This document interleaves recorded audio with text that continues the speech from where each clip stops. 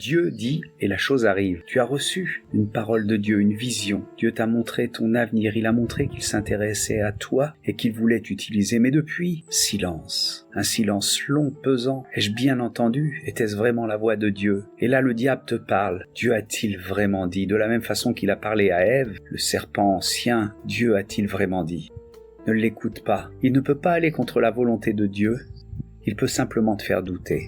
Dieu veut lever une armée, et tu fais partie de cette armée pour la fin des temps. Il appelle des hommes et des femmes de partout, des ouvriers de la dernière heure, et son silence est une préparation. Dieu a dit, Dieu t'a parlé. Et le mot en hébreu pour dit, c'est amar, qui signifie dit, ordonner, commander. Et quand Dieu dit, la chose arrive. Donc ne doute pas, mon frère, ma sœur, tu as été appelé, tu fais partie de cette armée que Dieu est en train de rassembler pour remplir sa salle de noces. La promesse va venir, elle est bientôt là. Dieu a dit à Abraham, quitte la maison de ton père, et lui a fait des promesses.